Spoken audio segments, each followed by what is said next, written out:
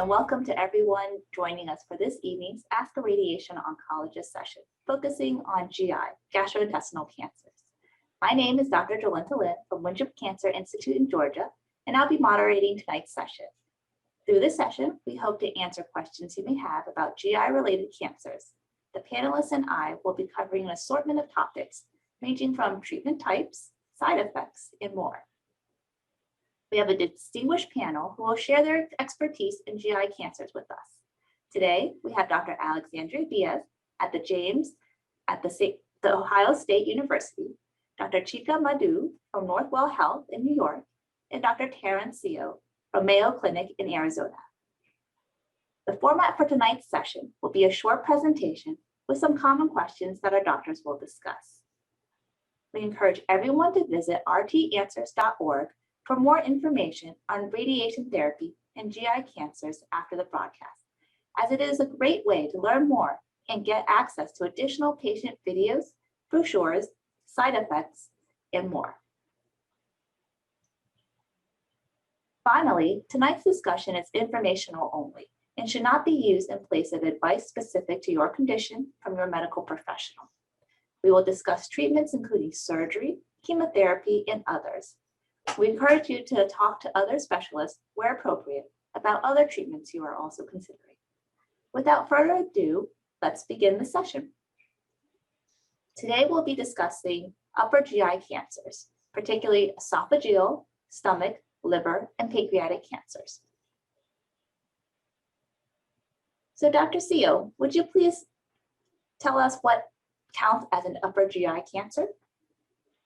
Thank you very much, Dr. Lin, and welcome everybody for speaking about the type of GI cancers in the upper tract that we'll be discussing. For tonight's purposes and the hour, we'll be speaking about cancer that is starting after the throat location, which is the esophagus, coming down to the stomach. And we'll be speaking about cancers in the liver and also in the pancreatic areas. And this is a nice supplement and complement to the kind of cancers that we had discussed on a separate discussion with another YouTube video that covers the lower GI cancer. It is important to recognize that for the small intestine, typically it is not a most common source of cancer for humankind. So we are skipping part of that as a result, and not to dive too much into it with the details. Thank you for that helpful information. So let's move on to the next slide. So Dr. Madu, what are some common symptoms of these cancers? And how are upper GI cancers often diagnosed? I know we're kind of lumping them all together, but are there some common themes that we see? Not a problem. First, again, welcome to all the viewers, and thank you for having me as part of this discussion.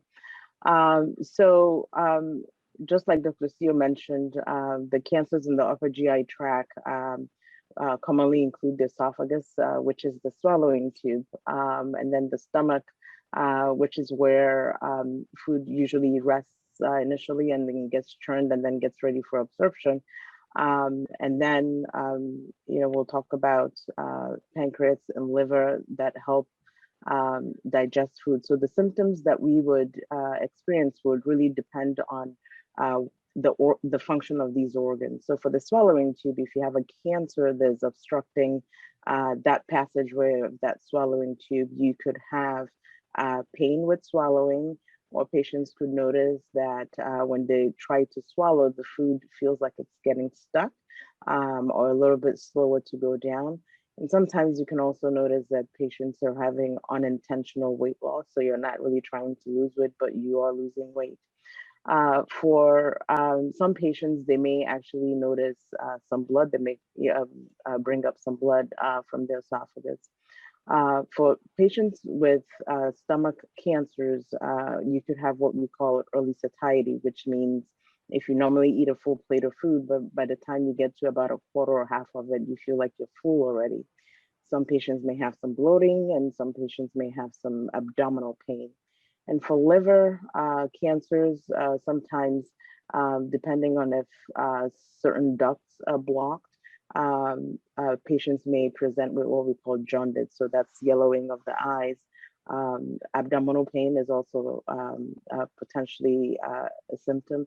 And then for pancreatic cancers, typically patients may have back pain, or the pancreas typically is responsible for secreting some of the enzymes that we need for digestion, so they could have difficulty with digestion and things like that. There are more symptoms, but these are the most common ones. And for the next question, how upper GI cancers are diagnosed. So typically when patients will present with some of these symptoms, oftentimes they may start off with an endoscopy.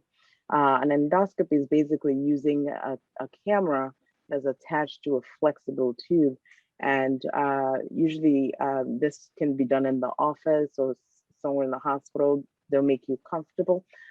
It's usually performed by a GI doctor, and they'll put it in typically through the mouth, and then look down through the esophagus, through the stomach, to see if there's anything that's causing the symptoms.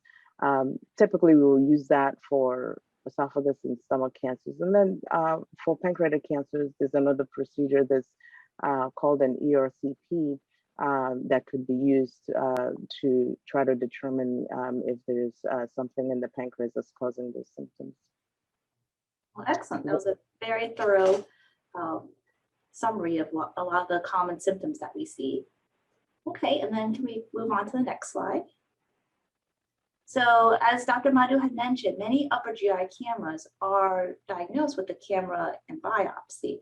So Dr. Diaz, Dr. Madu had mentioned that it can also reach the pancreas. Is that the case as well?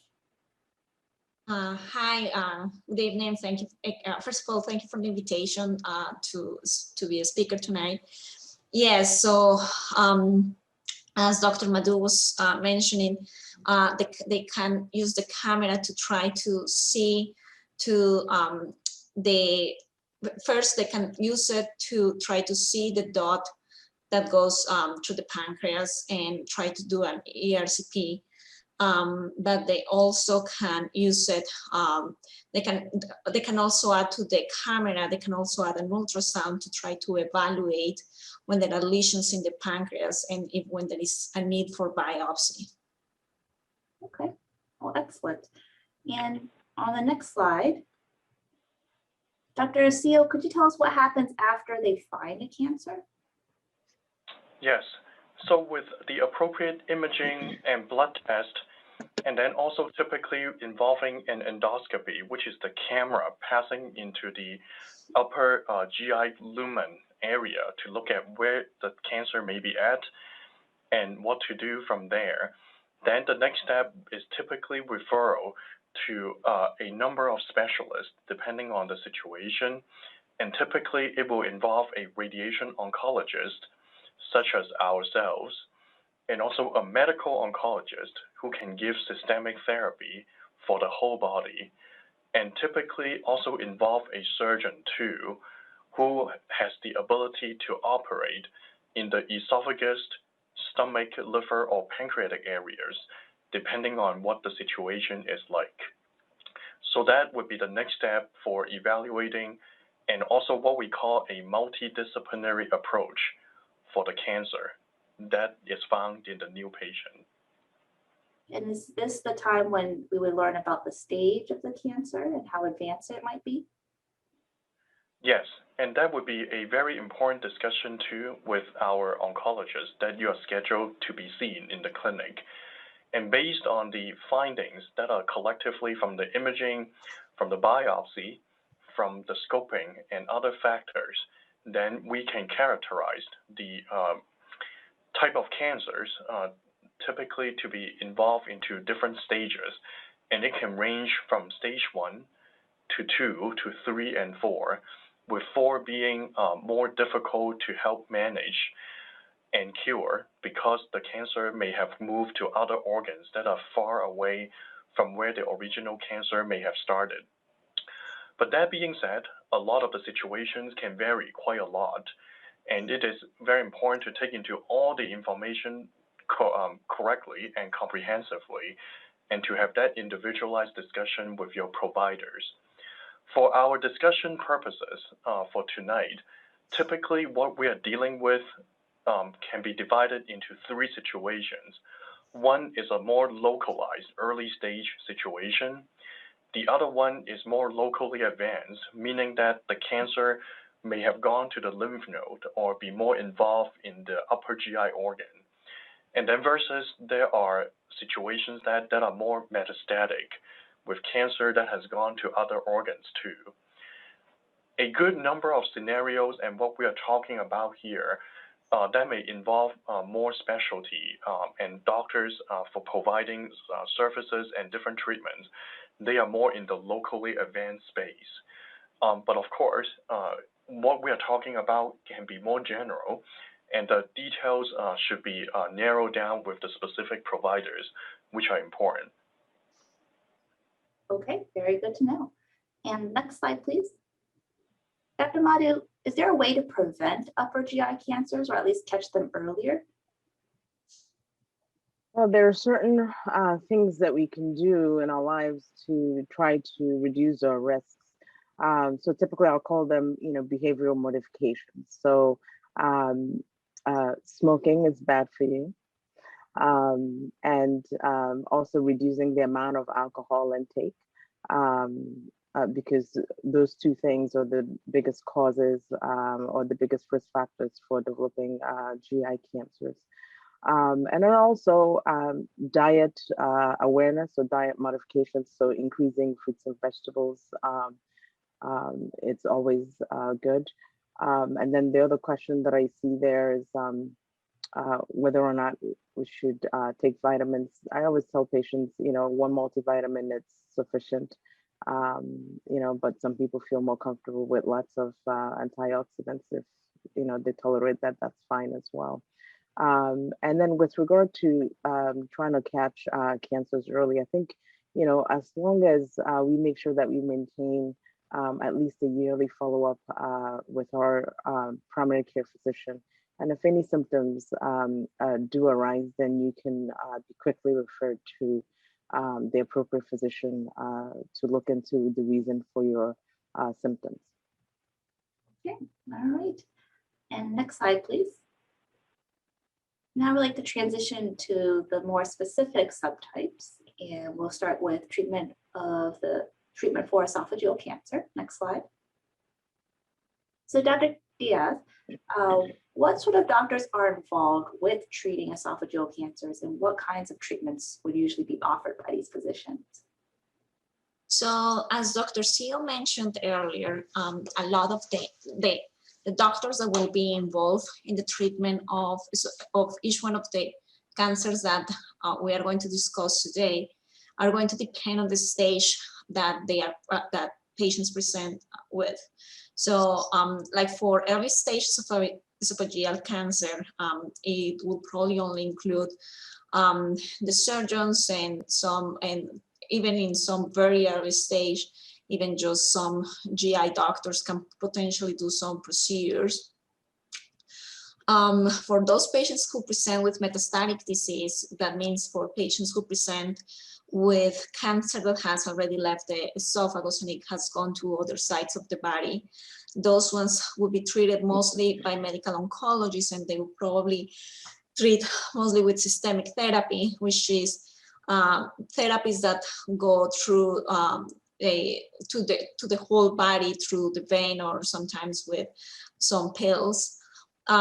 For patients with locally advanced esophageal cancer, who are those that present with some disease that are locally involved in several of the layers of the esophagus or including some of the lymph nodes that are considered regional lymph nodes, those patients have a multidisciplinary approach that include the medical oncologist, the radiation oncologist, and the surgeon. So the medical oncologist will be giving some chemotherapy. The radiation oncologist will be giving radiation therapy, and the surgeon will be doing the surgery.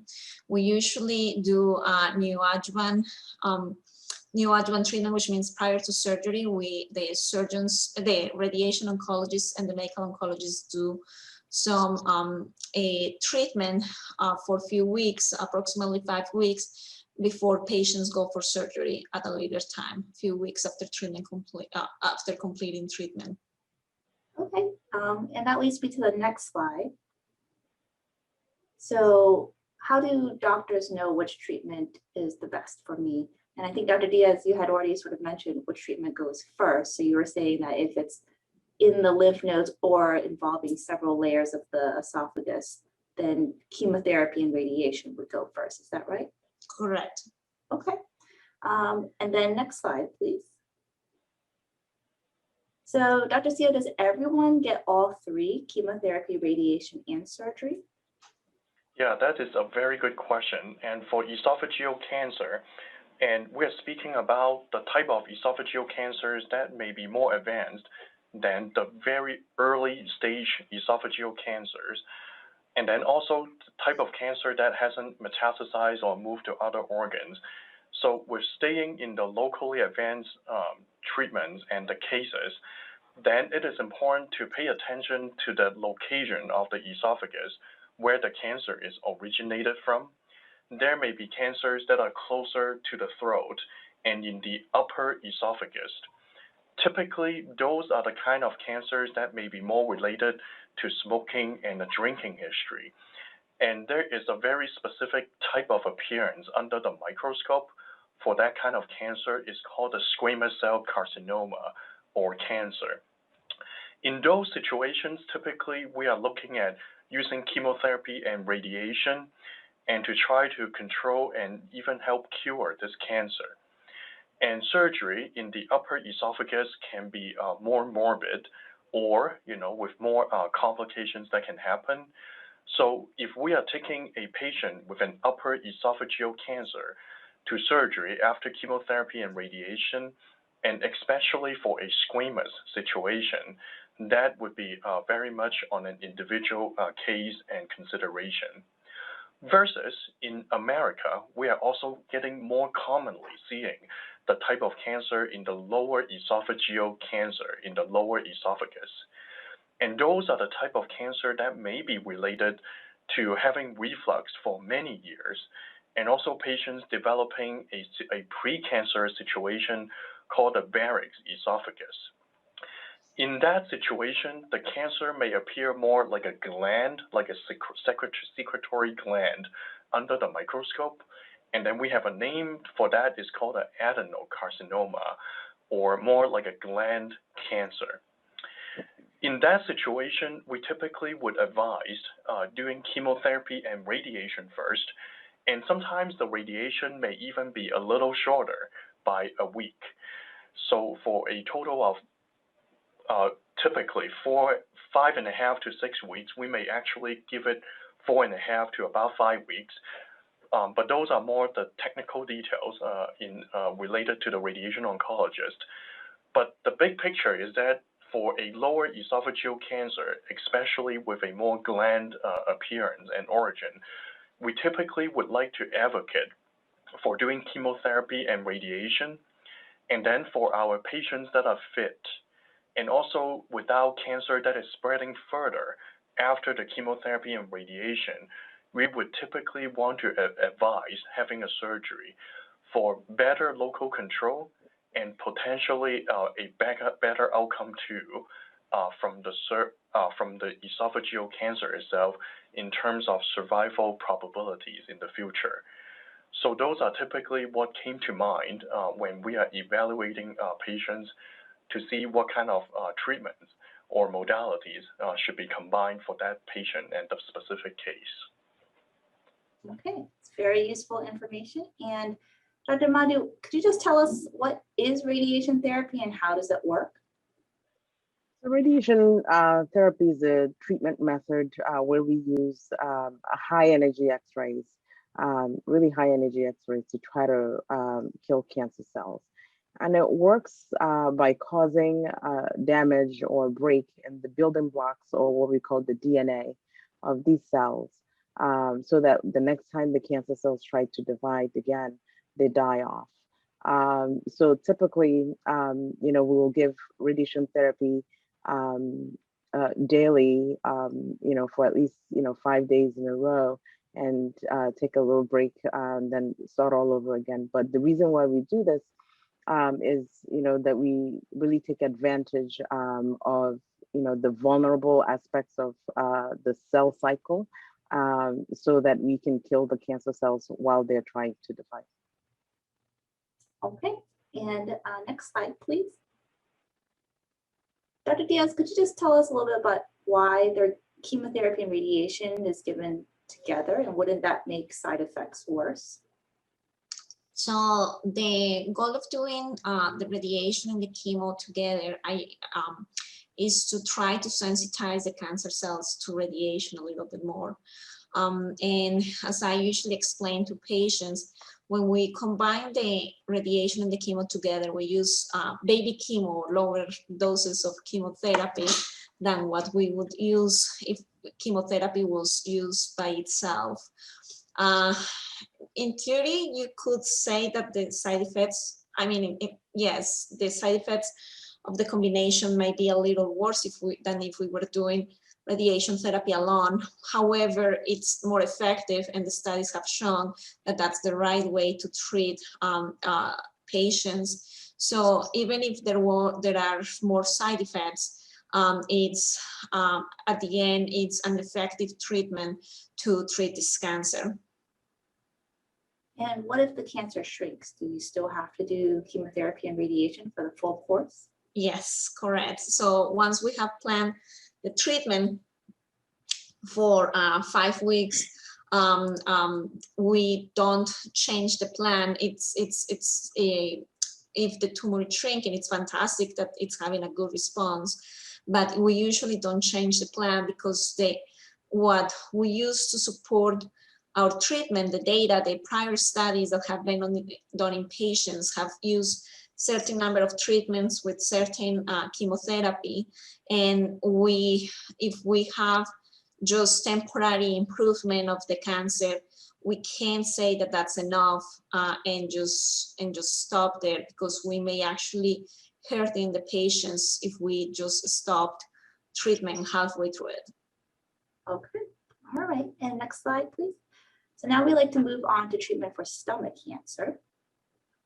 And Dr. Sio, could you tell us about how stomach cancer is treated, and do most patients get all 3 of the treatments, or do we skip out on the radiation? Thank you so much. Yeah, we are going to keep this section briefer too, because stomach cancer is actually less of a recurrence or occurrence here in the Northern America and also in the United States.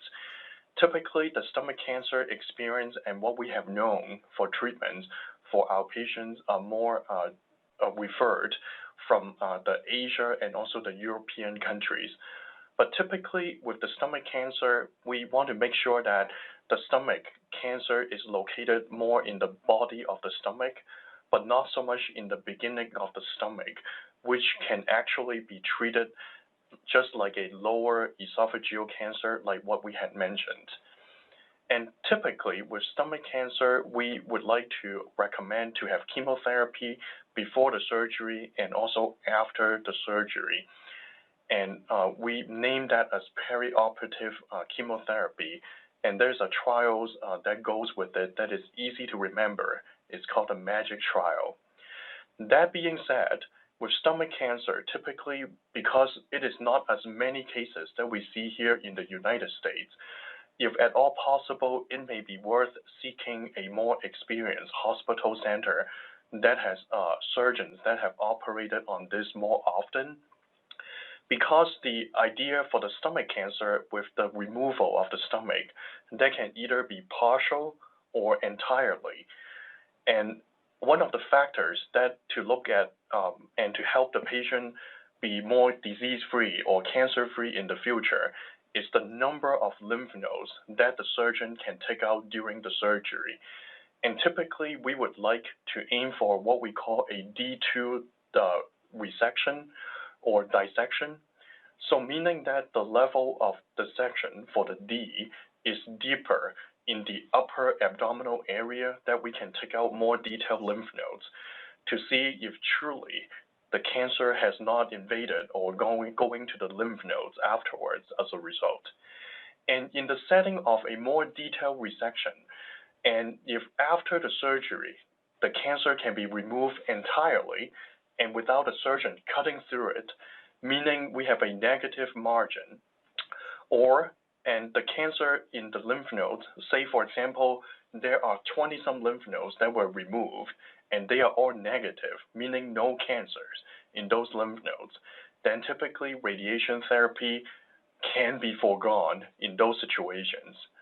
Versus if the dissection is not as clear, or if there may be lymph node involvement, and usually we look for multiple lymph nodes.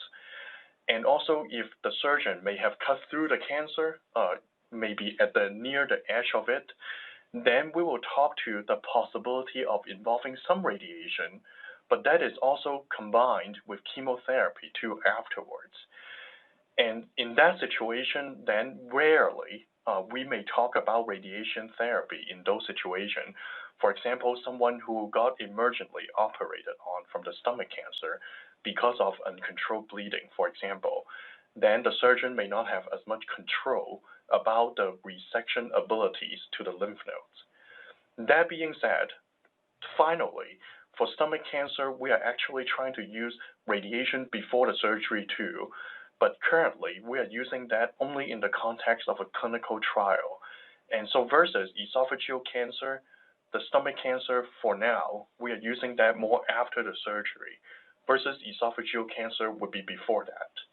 So that serves as a quick summary in terms of the stomach cancer treatment and the landscape of it currently in the medical literature.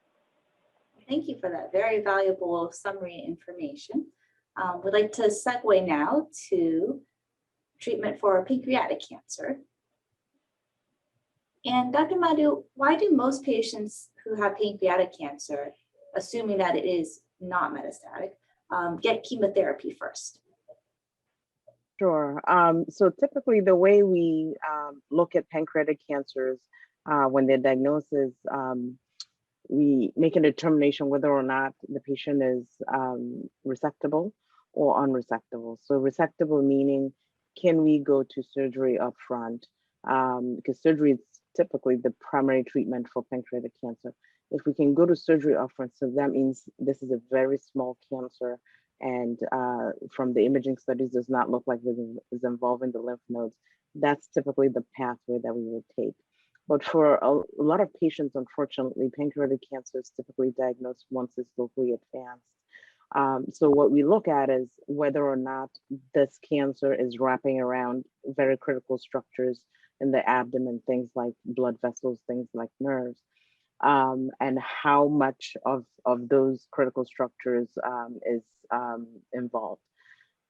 In a case where we cannot go straight to surgery, then our goal will be to try to see if we can shrink the tumor enough or shrink it away from the critical structure so that we can be able to get the patients to surgery. So that's why typically we'll see patients getting chemotherapy first. Chemo that goes in through the IV goes throughout the body. It takes care of potential tiny little cancer cells that may be in lymph nodes, but it also takes care of the bulky mass in the pancreas and tries to shrink it away. So you're saying that radiation therapy might be able to help shrink the tumor so that it could possibly get a patient to surgery? That's exactly right. So typically patients will get adult chemo, following along Dr. Diaz's analogy. So adult chemo meaning, high dose chemo for a certain period of time, and then we'll add in radiation with baby chemo. So lower doses of chemotherapy with radiation together, and then we can get the patient to surgery. And during those times, we have to do scanning like CAT scans or MRI to follow up on the cancer to make sure that we're moving in the right direction. Okay, thank you. And the next slide, please. So we're going to touch briefly on treatment for liver cancer. And so, Dr. Diaz, Is radiation therapy an option for patients with primary liver cancer? So yes, so let me start saying that usually patients with liver cancer are evaluated as part of a multidisciplinary group. And the treatment of liver cancer is going to depend on multiple factors. It's going to depend on the size of presentation, the number of lesions of presentation, and depending on the, and also on the overall health of the patient, like how healthy comorbidities, how good the liver is working at the time of presentation. So depending on all of these things, then the treatment will be decided for that patient. So treatment options may be having surgical resection or transplant, which are probably the preferred options because are the ones, the more definitive options. However, not every patient is a candidate for those ones, or are need to have downstaging, which means like trying to shrink the tumors so they can go for transplant. So in that case, we have some treatment options, including like a high dose radiation, external radiation, or sometimes we can also use some beads, radioactive beads that go through, with a catheter, they go through the groin and go to the liver, and they inject some radioactive beads that go to the liver. When those radioactive beads are used, they go to several locations. So it's mostly used for patients that have multiple tumors in the liver. And I think that's it for the 3 questions there. Okay, well, it's great to hear that there are different types of radiation therapy that could be used for treating liver cancers. All right, and we would just like to summarize with a couple of commonly asked questions about upper GI cancers in general. So, Dr. Sio, how do we know that the treatment is working, and how do we check on the tumor? Yes. So for the patients that may receive chemotherapy and radiation, but with no plan for surgery afterwards, we typically can measure the cancer markers in the blood.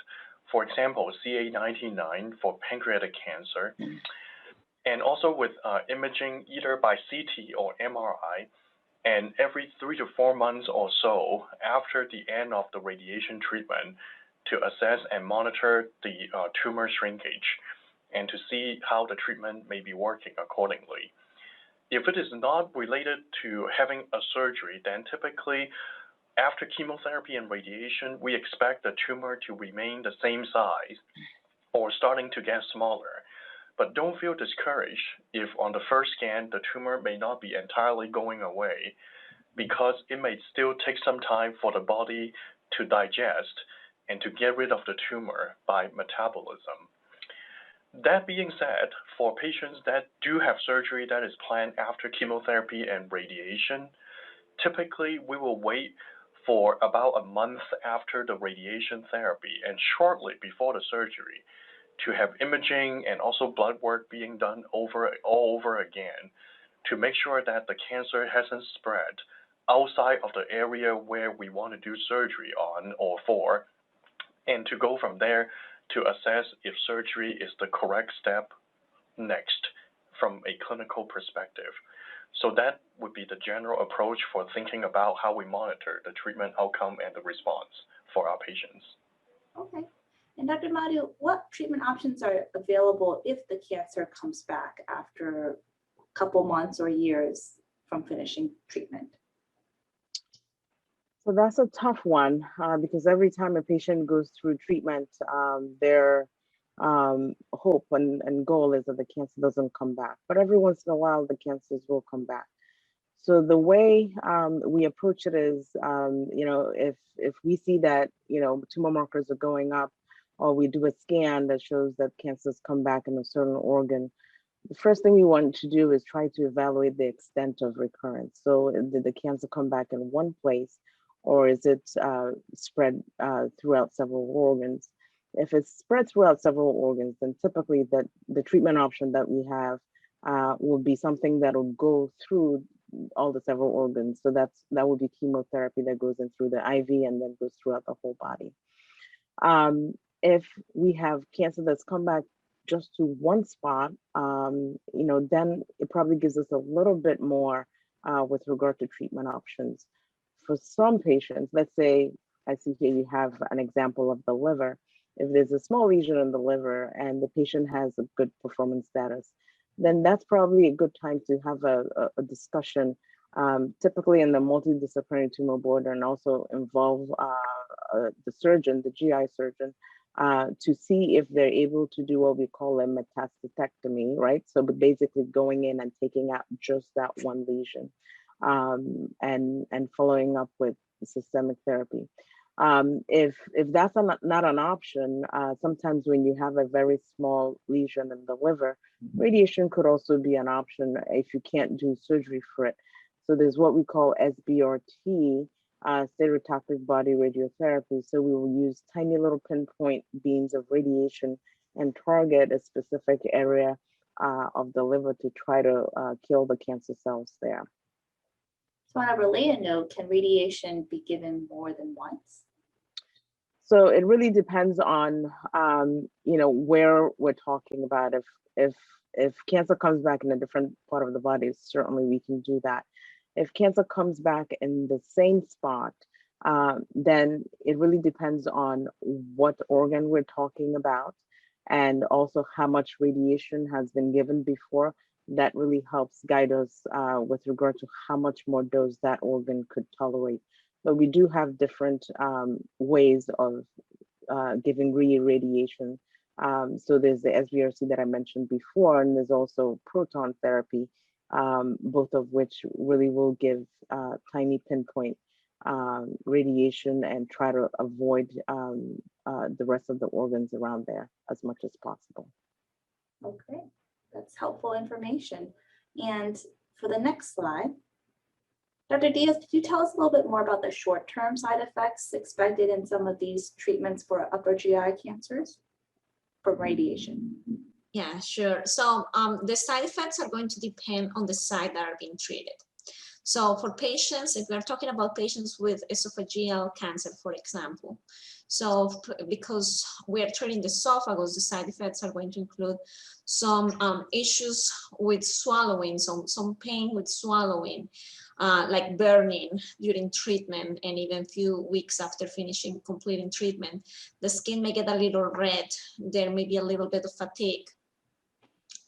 For patients who are treating to gastric or pancreatic cancer, or even some of the patients that are treating for liver cancer, they may have more of nausea and fatigue and even some diarrhea. It's possible for those patients. And for patients who are treated with liver cancer, they may also have some pain sometimes, depending on the location of the lesion. Nausea, and for those that have the Y90 or the beads that go inside the liver, they may have some flu-like symptoms for a couple of days after treatment. Okay. And Dr. Sio, what are some of the things that can be done to minimize these side effects? Thank you. So depending on the treatments and the type of locations and how big the radiation field may be, typically we worry about side effects more in the second half of the radiation course compared to the first. And usually for side effects with the upper esophageal cancer or other GI cancers, sometimes patient may experience difficulty swallowing, and that is due to transient or temporary inflammation that can happen to the body parts that are being treated for. And we typically may have mouthwash that has a numbing property to the esophageal tube or areas, and then that can help with the pain and also help patients to swallow more easily.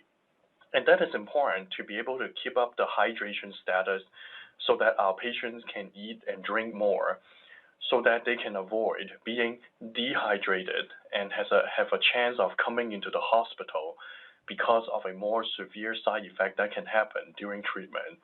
and typically that can be more towards the end of the radiation course with chemotherapy and radiation together. So our radiation oncology team and our nursing staff will be watching the patients very carefully and help monitor and treat these side effects, and hopefully at an earlier stage rather than later.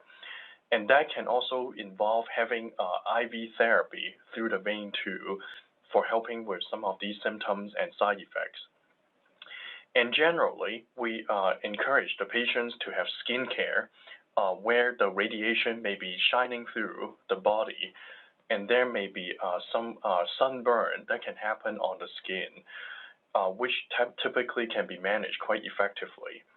In the more severe cases with symptoms that can happen with radiation treatments, opiate medications that are morphine-based may be used for pain control, and sometimes with patients that have more difficulty swallowing.